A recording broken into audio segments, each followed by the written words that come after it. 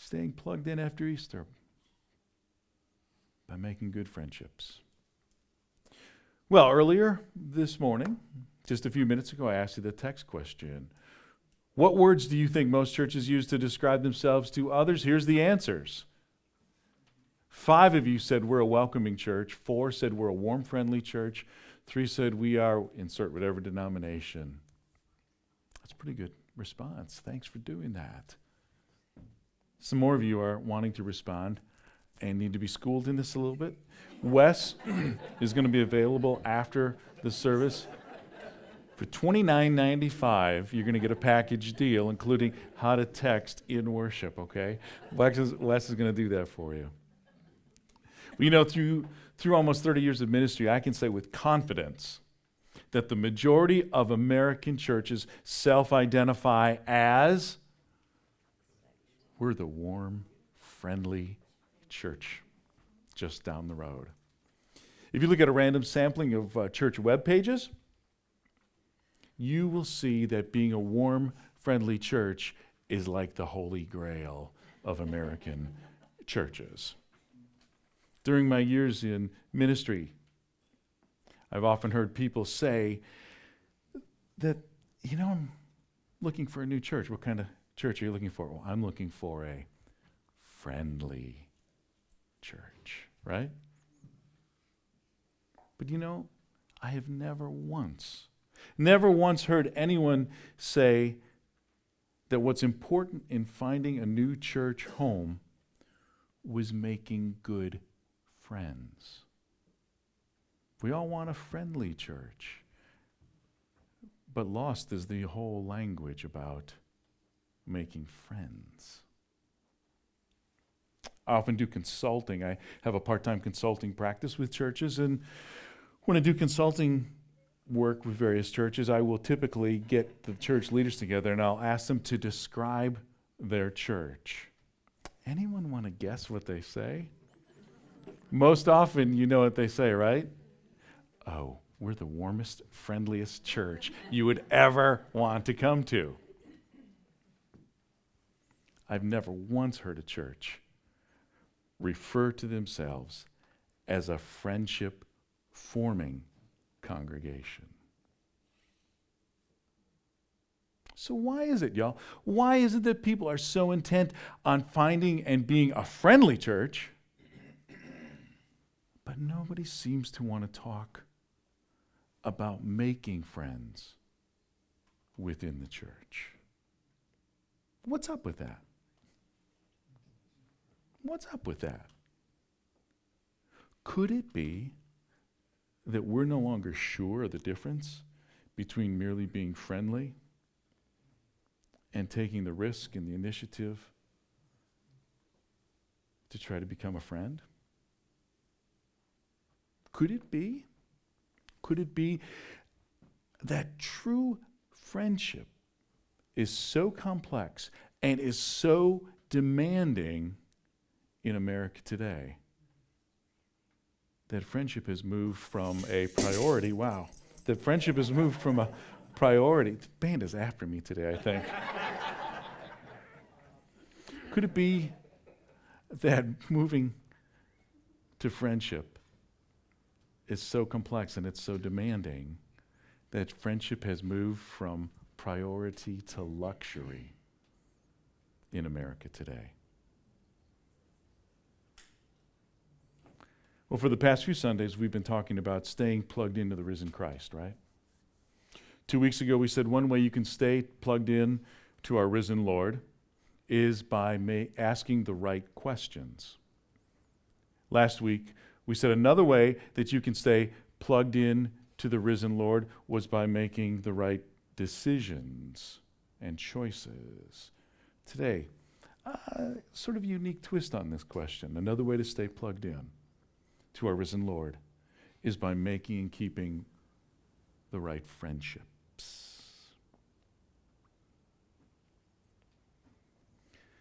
A little while back, there was this report by the American Sociological Review, and it was published in the USA Today, okay?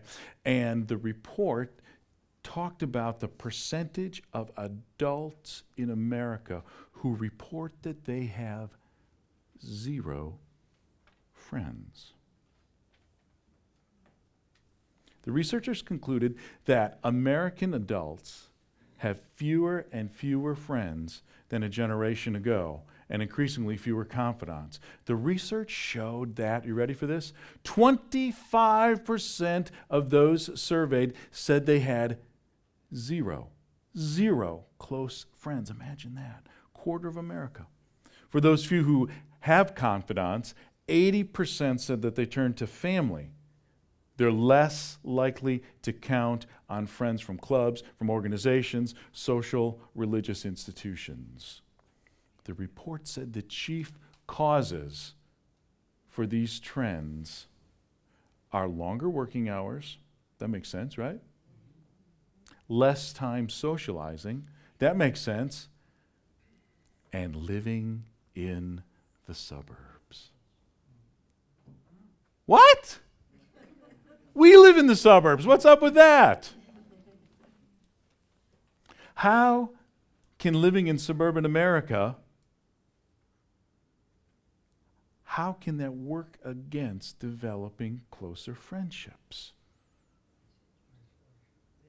Well, the answer is related to what's called, here's your fancy phrase for the day, the transactional model of communications. Now that's a fancy phrase, but I'm going to explain what that means. All right, when you think of a transaction, what comes to mind? Let's think about what comes to mind. You think about a transaction. Business, right? Yeah, what else? Money are transacted. I'm going to tell you a story about a transaction, okay? Lots of transactions. Yesterday was the annual Waterford Community Rummage Sale. I'm sure you all went, right?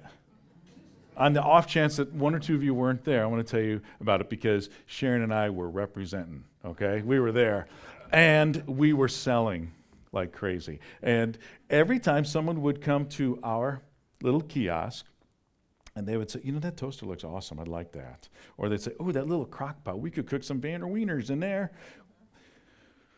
They would offer us money for that.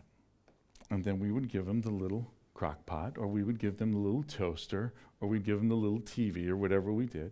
And the process of them offering us money and we offering them some of our goods is called a transaction. Yeah.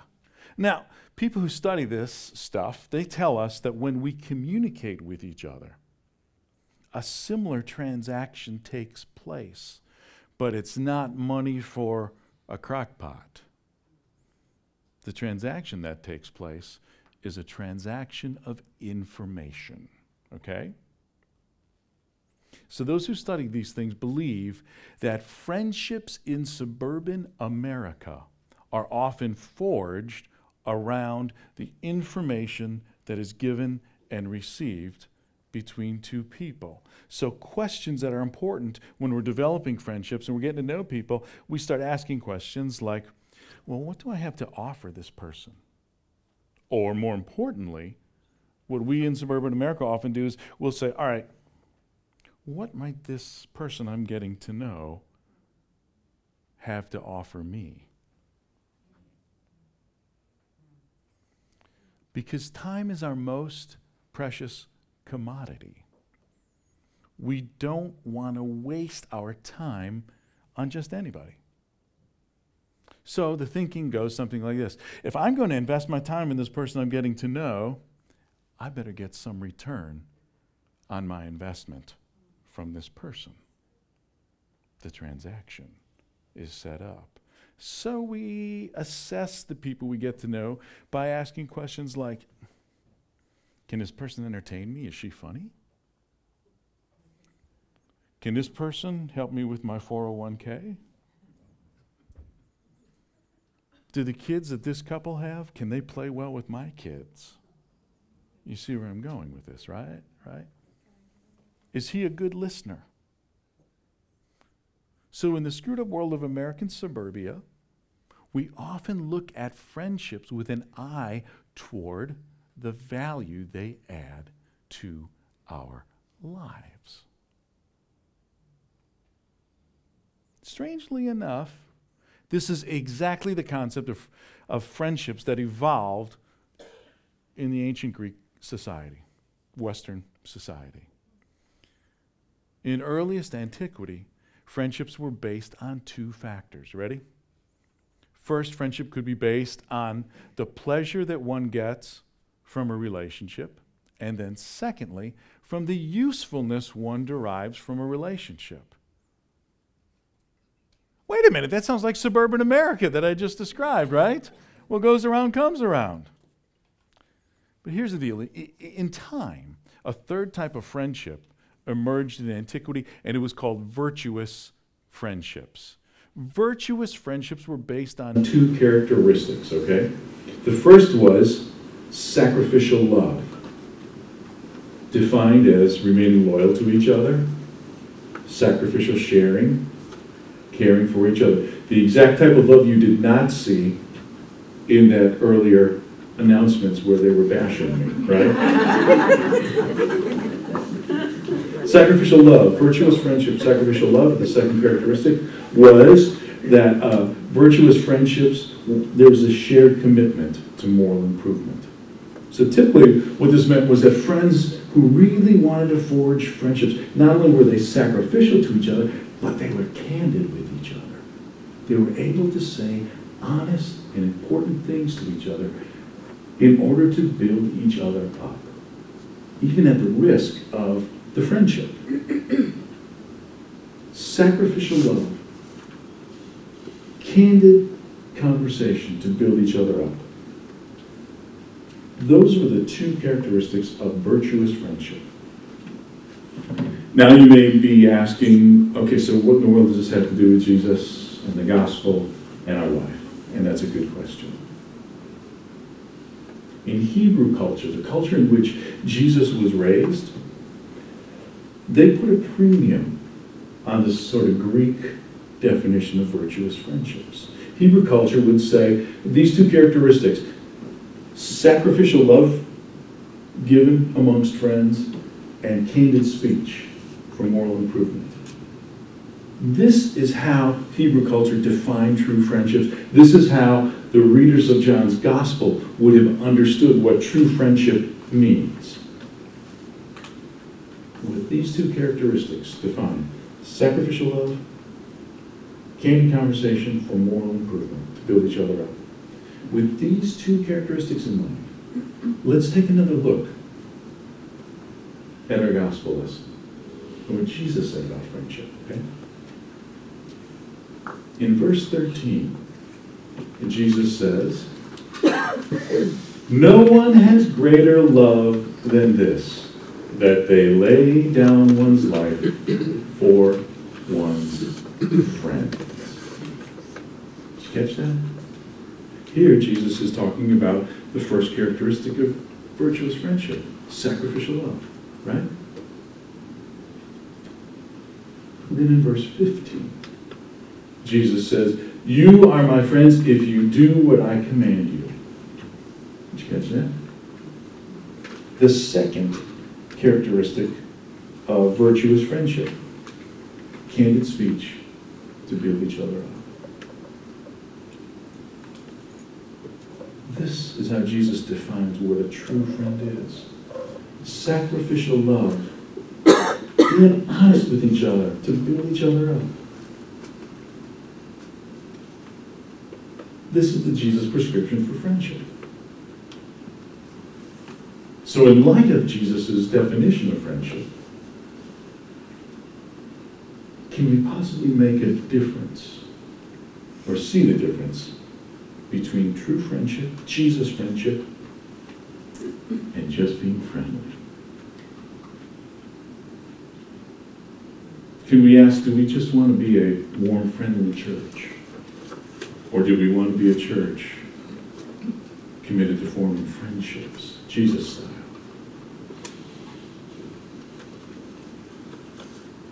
Think about your friendships for a minute. When you speak of your friends, what do you say? What do we say about our friendships? Maybe we talk about the good time we had grilling out Friday night. Man, that vacation we spent together, that was awesome. Or we said, boy, we had a great time going to that wine tasting 2 weeks ago. Or maybe we talk about the things that we share in common, like, our kids always play together, we go to the same church, we live in the same neighborhood. I think you get my point, right? These descriptions of friendships seem to be more rooted in what we receive than what we give. And there's something wrong with that. I mean, that's what I talk about a lot of my close friends. I'm just not sure if that's anything more than being friendly if we leave it there. I think Jesus calls us to a different model. A model where we develop friendships based on what we give, not what we get. A model where friendships are about sacrificial, loyal, caring for each other, and about honest, candid speech that builds each other up.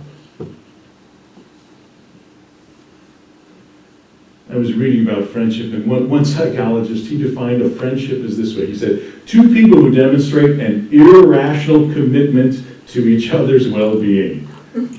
So I guess we could say, all right, who's being irrational to these days, right? And I think Jesus is kind of saying the same thing, right? It's not rational to be so loyal and sacrificial. What's rational in America is to say, what can I receive from this person, rather than what can I give? It's not rational to even risk a friendship by saying, I'm going to be honest enough to say what I need to say to this person because I love them that much. Friends, if you want to encounter the risen Christ, stay plugged in. Here's kind of an offbeat idea. Examine your friendships. But don't examine what you're receiving from those friendships. Take a long look at what you're giving.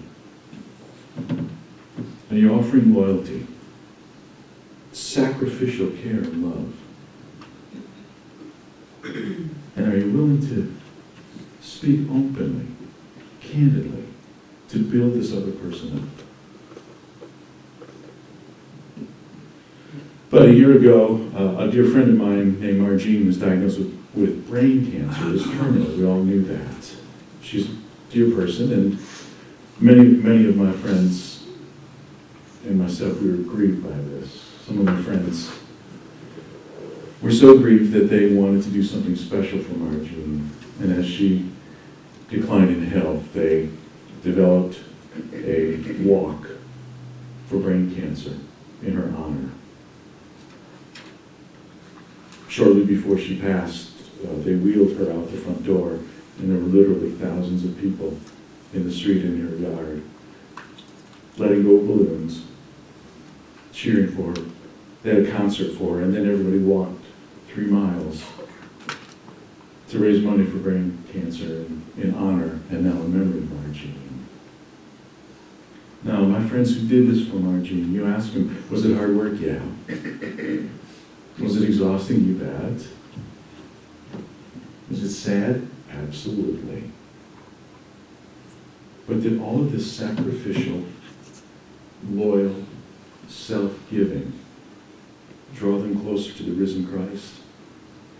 You know what they're going to say, don't you? Absolutely. One way we can stay plugged into the risen Christ is by examining what we give. What's the output in our friendships?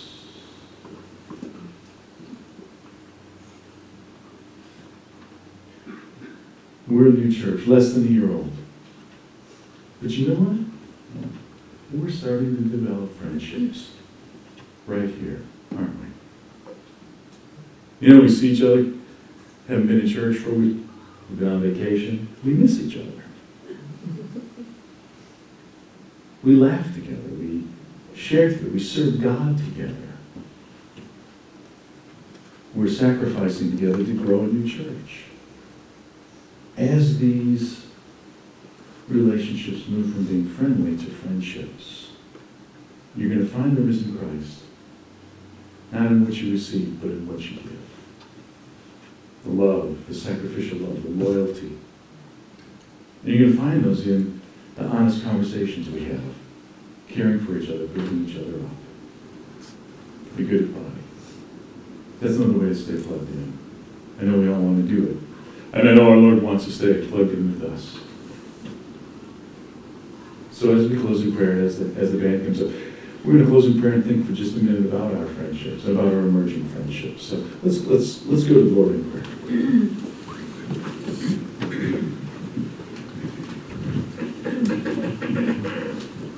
Gracious God, we give you thanks for bringing us here today. We give you thanks that your great love for us is such that you want us to stay plugged into you. Your goodness, your mercy, it follows us. It's relentless. It's rare. It's sacrificial. We give you thanks for that. And we give you thanks that we can, in some modest way, model that in our friendships. And in doing so, we can stay plugged into you. So Lord, now give us grace in these few moments of silence to think about our friendships. The ones that are strong, the ones that maybe we've neglected. And help us to think about what we can give, not receive. Help us to think how we can love sacrificially, or maybe say honest words that will build up a sister or brother. Tell them the quiet of these moments, Lord. Draw to mind these friendships. Show us how we can stay plugged in by loving as you love. Speak to us now.